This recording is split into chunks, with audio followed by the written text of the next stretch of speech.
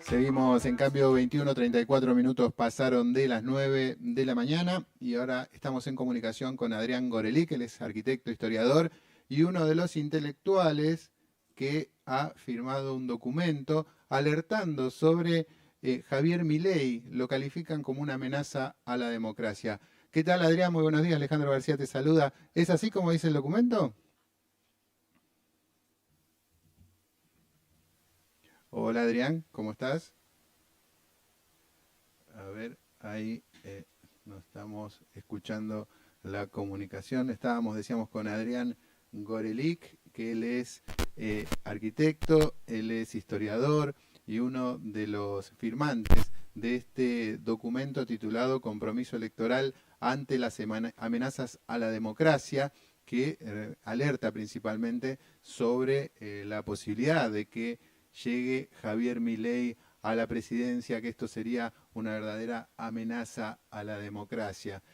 Junto a Adrián Gorelick también están firmando este documento el profesor investigador Hugo Besetti, también la politóloga Claudia Gil, el ensayista y editor Alejandro Katz, y además lleva la firma de Beatriz Arlo, Oscar Cetrángolo, también Rubén Chababo, Graciela Fernández Meijide, Roberto Gargarela, Roy Ora, Natalia Bolosín, también Pablo Lavarces, Mariano Ginás, Camila Perochena, Hilda Sábato y Maristela Esbampa son algunos de los intelectuales y que están firmando este documento. Ahora sí, Adrián Gorelick, ¿cómo estás? Muy buenos días. Alejandro García te saluda.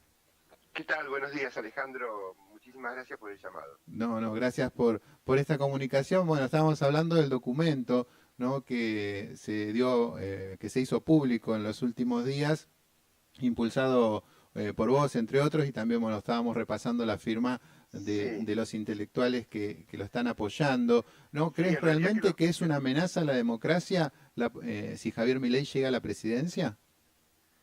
bueno, sí, claramente, digamos, todas sus declaraciones van en ese sentido, digamos, en un sentido, por un lado, por el nivel de violencia que ha, digamos, incorporado en el debate público.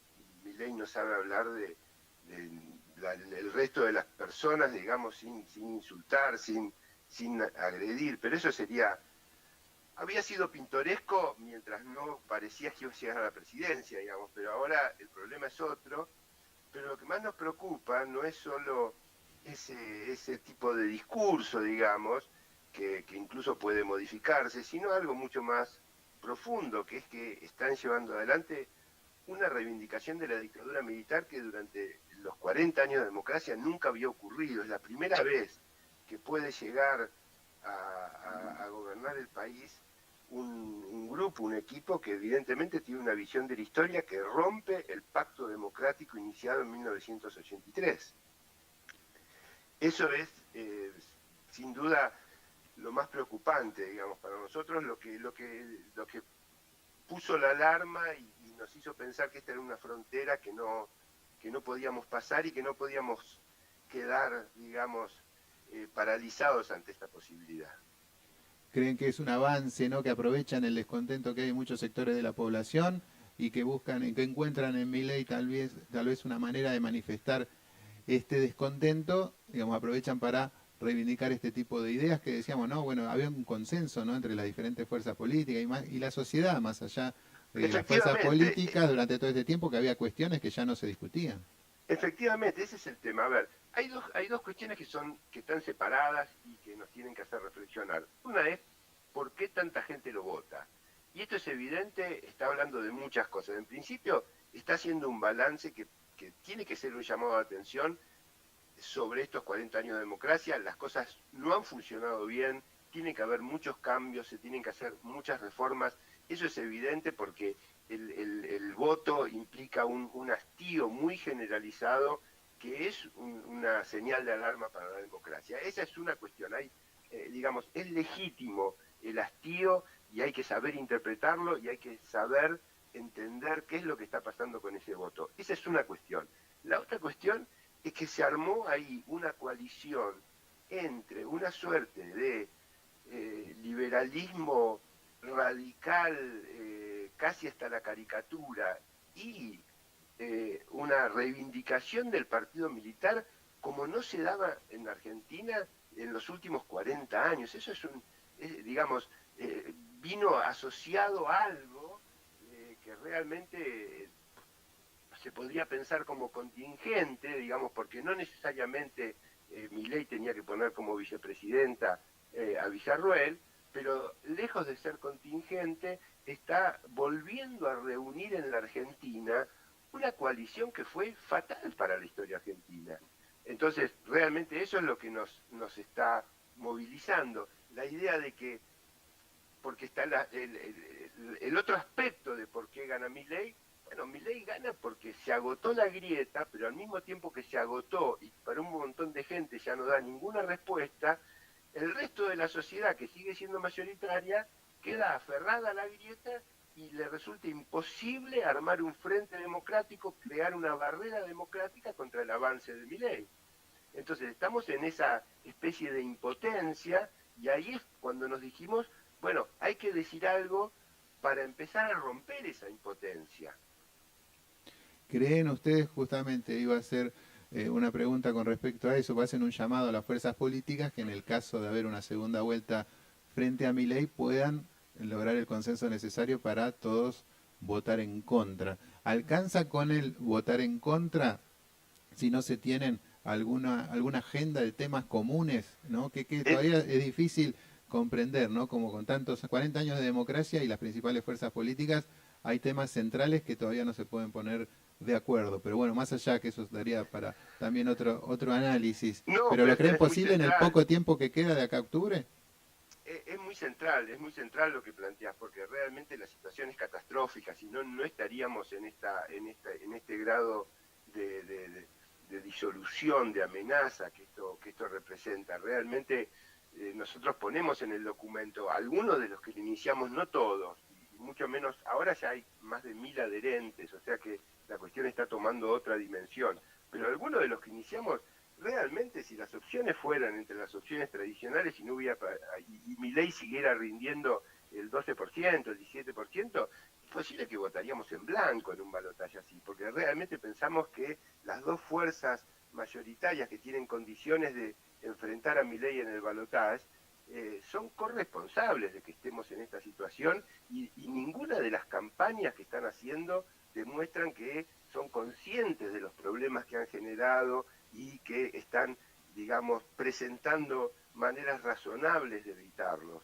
Entonces, estamos en un problema muy grave y a pesar de eso, justamente por eso sentimos que estamos paralizados, pero a pesar de eso tenemos que salir de la parálisis porque lo que viene puede ser muchísimo peor, digamos, está claro que puede ser muchísimo peor si apelamos a la experiencia de Brasil, etcétera. Entonces, lo que decimos nosotros es, bueno, ambas fuerzas, pese a sus candidatos, pese a lo que están diciendo, tienen reservas democráticas que podrían, digamos, ser convocadas para justamente tratar de evitar esto que puede pasar, que es el triunfo de una fuerza que directamente descree de todo el pacto democrático.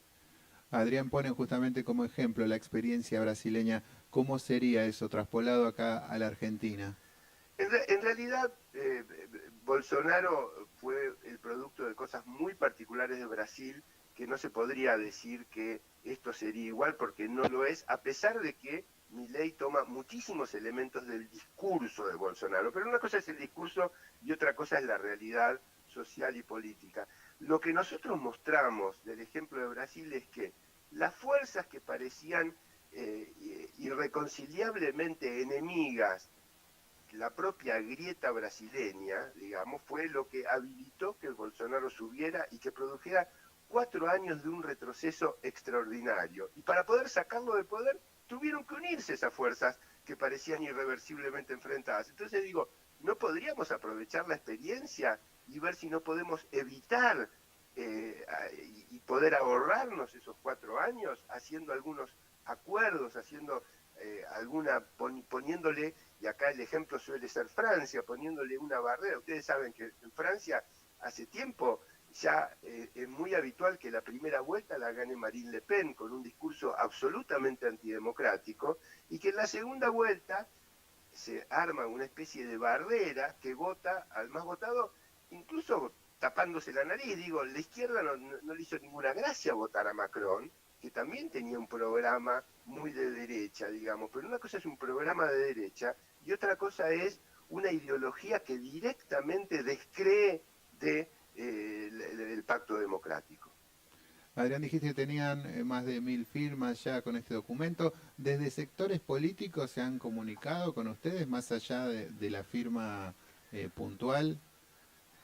Eh, no, la verdad que no, la verdad que no, y estamos pensando, digamos, es evidente que las propias campañas están maniatando a muchos políticos que nos han, sí se han comunicado hay algunas firmas sueltas, pero uno podría decir que por ahora son de figuras políticas que no tienen un rol central en el momento de esta campaña.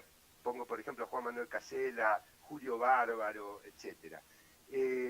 Pero nos estamos preguntando justamente si posiblemente no será, que, digamos, queremos que nuestra campaña haga un efecto desde antes de la primera vuelta. ¿Por qué? Porque muchos nos dicen, estas son campañas que se hacen en la segunda vuelta. Pero si nosotros empezáramos de cero en la segunda vuelta a decir que hay que votar o a Massa o a Bullrich, los que no quieren votar a Massa o a Bullrich, pero tampoco quieren Milei, dirían, ustedes saltan ahora porque... Entonces nosotros creemos que esto legitima una posición para abrir un debate que esperamos que dé el resultado de que haya una afluencia mucho mayor a las elecciones que la que hubo en las PASO, y que en la segunda vuelta sí, ya despejado el panorama, ya teniendo claro quién es el candidato que va a competir con Milei, si tenemos la suerte de ir a balotaje, podamos entonces empezar a abrir la otra discusión que significa, bueno, tenemos que votar todos a este candidato, pero obviamente este candidato nos tiene que dar ciertas garantías, ¿no? Pero nos parece que esa sí es una discusión más política para la segunda vuelta. Lo que estamos intentando ahora es abrir el debate y creemos que de alguna manera lo estamos logrando. ¿Por qué? Porque nos parece que esta propuesta ha venido a llenar una especie de necesidad latente de mucha gente que como nosotros está verdaderamente preocupada. Adrián, muchas gracias por esta comunicación y bueno, y esta es una opinión personal, esperamos que avance y que tenga suerte con este llamado, con esta, ¿no? A ver, para que se despierten mucha de la dirigencia que parece que hasta ahora sigue dormida y mientras tanto aprovechan esta pasividad para avanzar estos sectores de derecha que vos estabas contando hace un ratito. Te agradezco muchísimo, Alejandro. Ahí pasó Adrián Gorelick, historiador, arquitecto, intelectual, uno de los firmantes de este documento que alerta, ¿no?, sobre la posibilidad de que Milei llegue a la presidencia y lo califica como una amenaza.